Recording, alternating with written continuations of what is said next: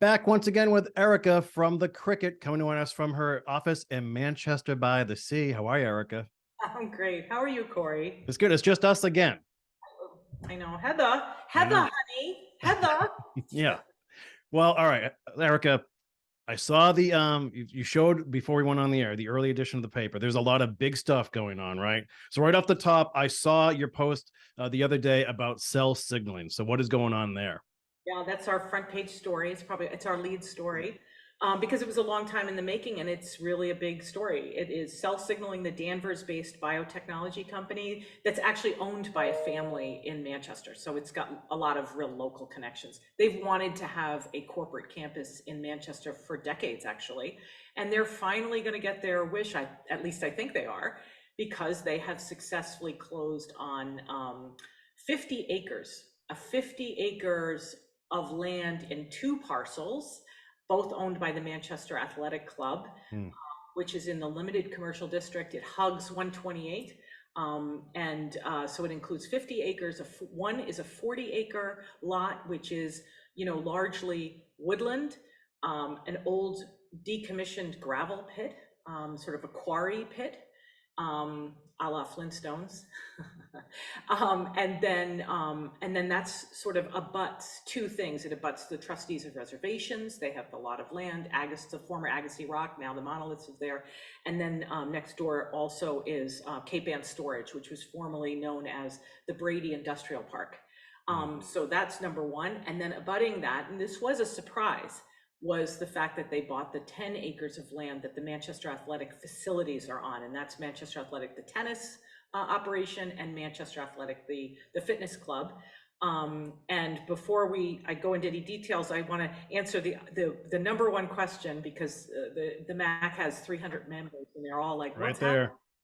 Yeah. happening? I mean, And I'm a workout freak, Erika. It's like, can I still go? yes, the answer is yes, you can. Yeah. We have leased back, Cell Signaling has leased back the MAC facility to the current managers and owners of the MAC. So they're going to continue it as if, everything is fine. And I think the spirit of that is while they figure out what's happening, and I think there's going to be a nice long stretch, because we're not going to see any buildings built there for Cell Signaling for quite a while. Okay. So that's what's happening. So there you have it. It wasn't really that much of a surprise, because Cell Signaling started quietly talking to members of boards, particularly the Selectboard and the Planning Board, because I don't know if you remember this, but do you remember that they at town meeting, they changed in April the language of the use, and it passed overwhelmingly. The allowed uses in the limited commercial district added laboratory and science use. Right. I remember this. Yep. Yep. And the reason why they did that was because Cell Signaling was in the kind of the last stretch of negotiating that sale, and they needed that use to be added. Otherwise, that deal couldn't have happened. So the deal closed. It was for $17.5 million for the two properties, which was recorded, and it was purchased through, I mean, I don't know how it's relevant, but it was purchased through, for what it's worth, two subsidiaries. It was called Old Granite and New Granite LLC, like, two subsidiaries. Is there any plan for what sort of developments would be on that property? Well, so far they've said it's going to be about kind of mid 100,000 square feet, sort of like 130, 140,000 square feet. But they were asked by Chris Olney. I remember Chris Olney, who's a member of the very sharp member of the planning board, who has an extensive background in development and research and sort of municipal planning and finance. He asked specifically, and he's on the Affordable Housing Trust, and he asked, oh, well, if you're only going to build on 20 acres, would you consider maybe redeploying the extra 11 acres or whatever it was? Because at the time they were only talking about 40 acres. And they were saying, would you do anything else with this? And they reserve the right, which really was a signal that they want to be able to build on this over time. And so who knows? I mean, it's Cell Signaling is a cousin company, or I would call it a cousin company to New England Biolabs, which is in Ipswich. And so New England Biolabs and Cell Signaling, they both have reputations for kind of leaning into technology, very progressive design in terms of environmental impact and things like that. That said, they're going to have to, hook up all the fundamental utilities now for everything, and they've got a design team. This is what they did disclose. They didn't disclose a lot, but they did disclose that there's a design team that's really eager to sort of meet with the boards and show what they're going to design. And my guess, it's going to be really interesting, in a great way, not in a bad way, not interesting, oh, interesting, but interesting in that we might see some really interesting design. But for now, the Mac is going to be the Mac, which, is important. And they have a new owner, and the LCD is going to fundamentally change. It's going to become a limited commercial district now. Right. What's the early reaction from the folks over there in Manchester?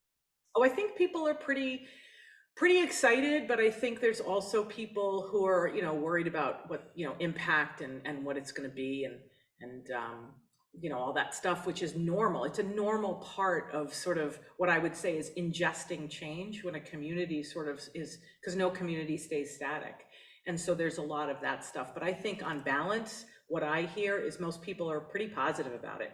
They like the economic base. It's going to be a really big sort of addition to the tax base for Manchester. I also think that it's not lost on anybody who that it's going to be a big employer, and perhaps that might be an opportunity for people. And yeah, it's interesting. We'll see it over the next couple of years. It'll take a couple of years. It's going to have to go all the board.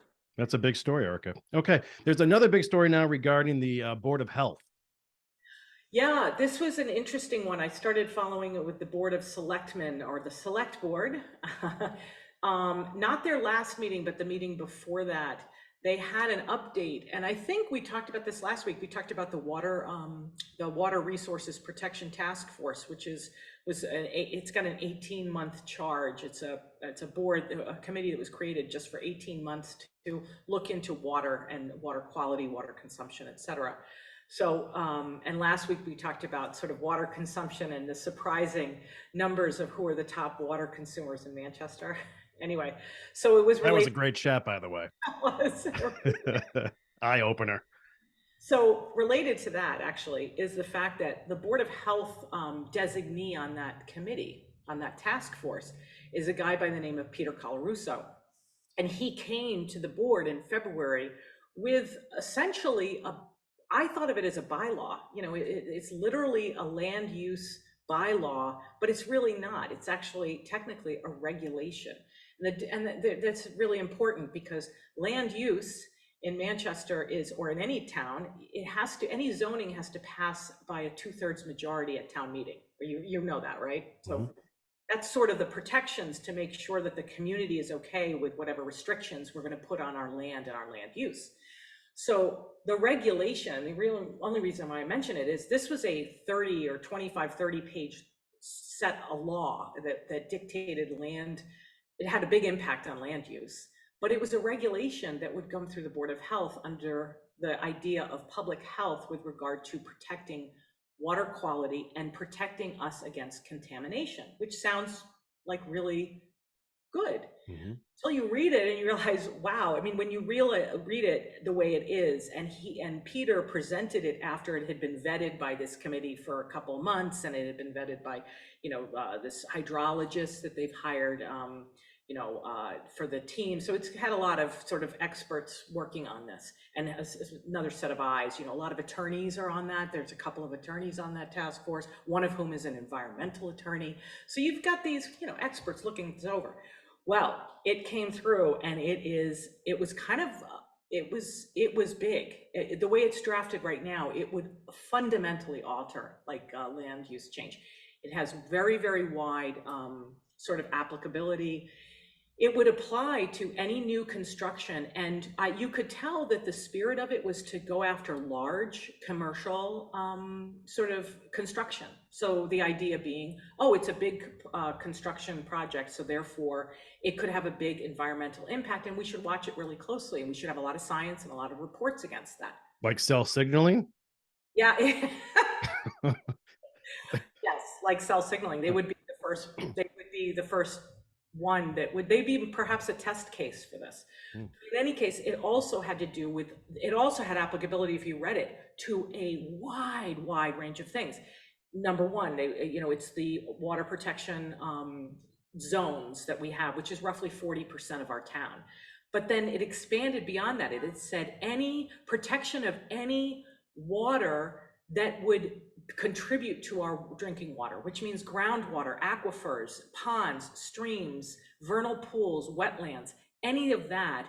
And then also within 400 feet of either a source of water, which, okay, you could say, okay, 400-foot buffer.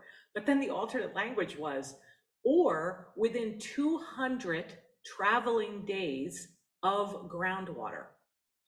By my count, that just might be the entire town. Yeah, that's everything, right? I mean, it had things like that. And then it also had language that said any proximate area, place to either a source of water or any potential future source of water. Which, what is that? What's a potential future source? I don't know. Does the forecast call for rain? But and that, I mean, those are all things that would impact big construction, but they also have things that would impact things that were much more modest, such as it would be triggered if you were to remove or disturb 350 cubic yards of soil to either disturb it or move it. Now, I asked somebody and they said, well, that's about digging a basement for a 15-foot by 60-foot building. So suddenly I went, that's not that much. Nope. Yeah. So here's what happened. Ann Harrison, who's on the select board, the first thing she said is, first of all, this sounds like zoning. And zoning should be brought to the voters. And this thing, if it was a regulation, would only require A, a public hearing, one public hearing, and B, a majority of the Board of Health. Oh. And then suddenly the next day, it would be law. Now, here's the other thing. Where did it come from? Did it come from the Board of Health because they had this big problem and they really were, they were marked by urgency around water, right? You'd say that. Yeah. Oh, they were really concerned about drinking water, and so therefore they went out and found a regulation. No. This law was written by a lawyer for the Manchester Essex Conservation Trust, which is a land trust that owns 1,200 acres of land in the Manchester Essex woods. Like, why do they care about, you know what I mean? So he wrote it, this guy Dan Hill wrote it, and then the executive director of MECT, which is what it's known as, she sent it herself to the Board of Health last October. And then suddenly it just got picked up. Now I talked to Paula Polo-Filius, who she's the co-chair of the BOH. She has been so focused, and so is the board, on their structure and their autonomy, because they've been going through this other thing of just being more autonomous and dealing with the state's Department of Health, that she said, we knew this was going on, but we didn't really know what was going on. They hadn't read closely this thing or anything. And yet it came this close. It was presented to the Board of Selectmen as something that was ready to go, like ready to, just with a couple more reviews, we were going to have a public meeting and then we were going to vote on it. Wow.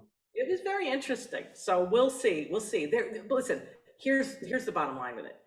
The brakes have been really pumped on this, mostly because why? Because do you remember the Affordable Housing Trust Plan we've talked so much about? Yep. It would essentially rehab the Housing Authority and the Affordable Housing Trust. They need to rehab 85 units of, it's not affordable housing, it's low income housing. This is subsidized housing, the bottom rung. You're talking about elderly people who have a $25,000 a year income off Social Security. You know what I mean? Like, we're talking those people. So they were going to rehab 85, dramatically needed rehab of these 85 units. And then they were going to add more to make it all sustainable across 4 properties. All 4 properties are within the water district. So that's like a no-go, right? Right, that can't happen. That's a hard thing. And they're about to put out an RFP to developers, and developers are going to look at that and go, that's a little hard to deal with. That's an unfriendly community. But then there's also things like a senior center. We want to build a senior center. We need to build a public safety building. And then the DPW needs a new headquarters, if the Affordable Housing Trust. So all the select board were like, this, not to mention cell signaling, which you mentioned. So all of those things would be impacted. And so this was a very interesting and look into an environmental initiative that was being pushed and pulled through the Board of Health under public safety. I found it very, very interesting. Very interesting indeed. Yeah, crazy. Well, there are two other cool things you have in the paper this week that we should touch upon, right? Chris McGinn's piece on the Blackburn Challenge, which just happened, right? Yeah, yeah, Yep. fantastic. She did a great piece, and I hope that you guys should work together next year, maybe on doing something that goes into maybe I hear, aren't you thinking maybe Timeline Cape Ann? I've got my Lone Voyager copy right here from Joe Garland. So yeah, I'll have to hit up Chris sooner than later. So yeah, there's Like, I mean, we're not talking about the challenge, which is a boat race around Cape Ann, but this of all types of rowing boats. But the story of Blackburn's story is amazing. So yes, that.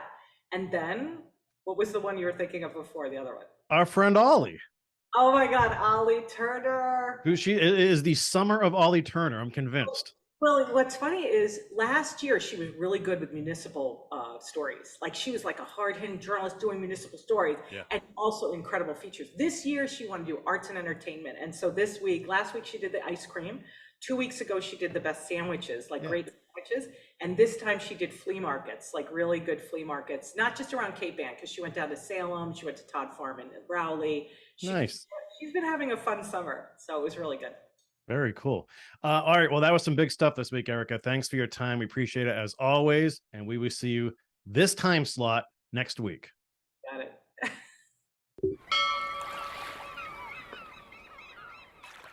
Interested in a sponsorship? Email sponsor@1623studios.org to learn more.